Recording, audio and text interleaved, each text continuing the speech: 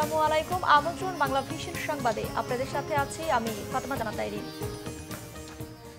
প্রধানমন্ত্রী শেখ হাসিনা বলেছেন, প্রতিটি সরকারি হাসপাতালে বায়োমেট্রিক পদ্ধতি চালু করে চিকিৎসকদের উপস্থিতি নিশ্চিত করতে হবে। সেই সাথে চিকিৎসকদের 2 বছর ইন্টার্নশিপের ব্যবস্থা করতে হবে, যার মধ্যে 1 বছর থাকতে হবে উপজেলা পর্যায়ের হাসপাতালে। ধারাবাহিক কর্মসূচির অংশ হিসেবে সকালে স্বাস্থ্য ও পরিবার কল্যাণ মন্ত্রণালয় পরিদর্শন করেন প্রধানমন্ত্রী শেখ হাসিনা। মন্ত্রণালয়ে পৌঁছালে তাকে শুভেচ্ছা জানান স্বাস্থ্যমন্ত্রী। পরে কর্মকর্তাদের সঙ্গে বৈঠক করেন প্রধানমন্ত্রী।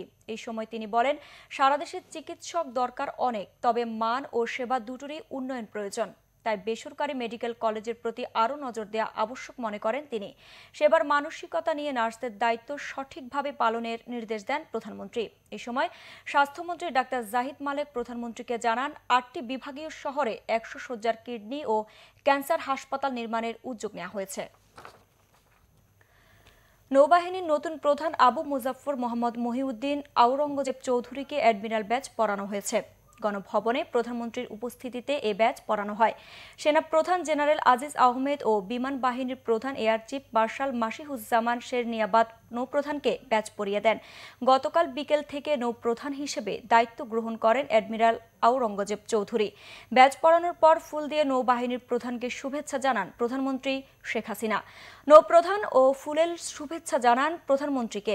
এ সময় সামরিক বেসামরিক ঊর্ধ্বতন কর্মকর্তারা উপস্থিত ছিলেন। নৌপ্রধান হওয়ার আগে কোস্টগার্ডের মহাপরিচালকের দায়িত্ব পালন করেন আওরঙ্গজেব চৌধুরী। আগামী 1.5 বছর নৌবাহিনীর প্রধান হিসেবে দায়িত্ব পালন করবেন আওরঙ্গজেব চৌধুরী। ঐক্যফ্রন্টের প্রার্থীর মৃত্যুর কারণে স্থগিত থাকা গাইবান্ধা 3 আসনের জাতীয় সংসদ নির্বাচনে ভোট গ্রহণ চলছে। সকাল 8টা থেকে শুরু হয় ভোট গ্রহণ। একটানা চলবে বিকাল 4টা পর্যন্ত।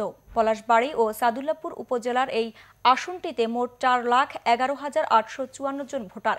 132টি কেন্দ্রে চলছে ভোট নেওয়া। নির্বাচন লড়ছে নৌকা প্রতীক নিয়ে আওয়ামী লীগের প্রার্থী ডাক্তার মোহাম্মদ ইউনুস আলী সরকার, জাতীয় সমাজতান্ত্রিক দলের SM খাদিমুল ইসলাম মশাল মার্কায় লাঙ্গল নিয়ে জাতীয় পার্টির দিলারা খন্দকার, ন্যাশনাল পিপলস পার্টির NPPর মিজানুর রহমান তিতু আম মার্কায় ও সিংহ প্রতীক নিয়ে স্বতন্ত্র প্রার্থী আবু জাফর মোহাম্মদ জাহিদ।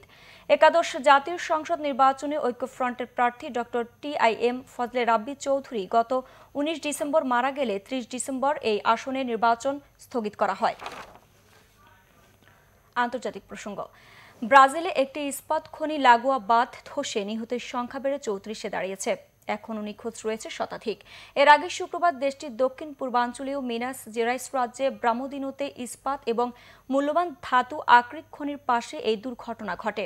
সে সময় খনি লাগোয়া ক্যাফেটেরিয়ায় দুপুরে খাবার খাচ্ছিল কয়েকশো শ্রমিক। কাদা ও পানির ঢলে তলিয়ে যায় ক্যাফেটেরিয়াটি।